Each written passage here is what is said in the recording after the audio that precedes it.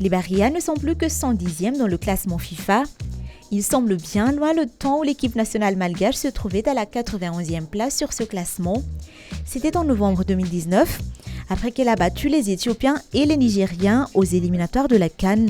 Mais les choses vont très vite changer. Parce qu'après la brillante épopée de 2019, les Bahrias n'ont plus connu que 3 victoires en 16 matchs officiels dans le cadre des éliminatoires des CAN 2022 et 2024 et de la Coupe du Monde 2022. Ils ont été battus à 9 reprises et ont fait 4 matchs nuls. La dernière victoire des Bahrias remonte au 10 novembre 2021. C'était à Mahamassin contre la République démocratique du Congo lors de la deuxième phase des éliminatoires du Mondial Qatar 2022. Le sélectionneur avait alors été Eric Rabi-Sanjatan. Les 2 autres victoires ont été obtenues quelques mois après la CAN, lors des 2 premiers matchs officiels qui avaient suivi la phase finale de la CAN 2019. La sélection avait alors été dirigée par Nicolas Dupuis. La première victoire a été obtenue face à l'Éthiopie à Mahamassin le 16 novembre 2019, 1-0. La deuxième victoire a été remportée face au Niger, 6-2, le 19 novembre 2019. Poussés par l'euphorie de la CAN 2019, les Bahrias ont bien démarré leur campagne de qualification pour la CAN suivante, qui était prévue au Cameroun, mais elle s'est très vite effondrée à partir de 2020. En novembre 2020, avant de faire match nul face aux éléphants ivoiriens, les Bahrias se sont inclinés 2-1 en Côte d'Ivoire. Puis, une première raclée a fait mal le 24 mars face aux Walia éthiopiens chez eux, 4-0. Madagascar n'avait pourtant besoin que d'un match nul pour jouer sa deuxième CAN. 6 jours plus tard, alors que la Grande Île avait encore quelques chances de se qualifier, elle reçoit une deuxième raclée. Les protégés de Nicolas Dupuis font match nul à Thomasin, ce qui les privera de la CAN camerounaise. Après cet échec, Nicolas Dupuis a été remercié, ou plutôt suspendu.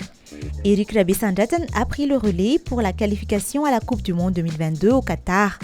À la tête de l'équipe nationale, le technicien franco-malgache effectue un bilan de 4 défaites, une victoire et un nul. Avec lui, les Bahrias ont engrangé 4 points sur les 18 en jeu.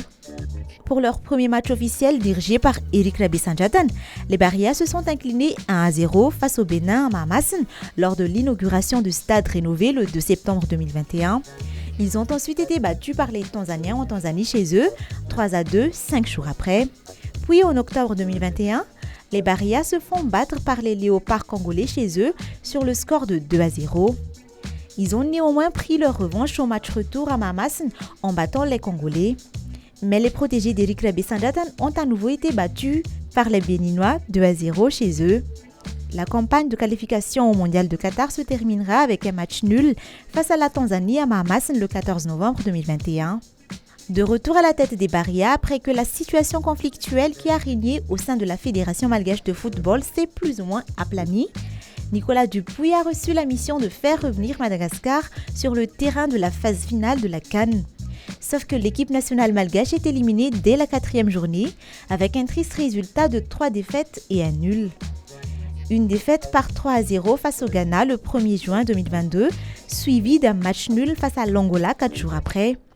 Puis 2 défaites successives face à la Centrafrique, 3-0 à Mahamassin le 23 mars et 0-2 à Douala le 27 mars. Sur ces 16 matchs, les Bahrias ont marqué 14 buts, dont 9 durant la phase de qualification à la CAN 2022 et 4 aux éliminatoires de la Coupe du Monde, toujours en 2022. Un seul but a été marqué durant les 4 matchs de cette campagne pour la CAN 2024. Durant ces 3 campagnes qualificatives, les Bahrias ont encaissé 27 buts. 9 durant les éliminatoires de la CAN 2022, 9 durant les éliminatoires de la Coupe du Monde 2022 et 9 autres durant les 4 premières journées des éliminatoires à la CAN 2024.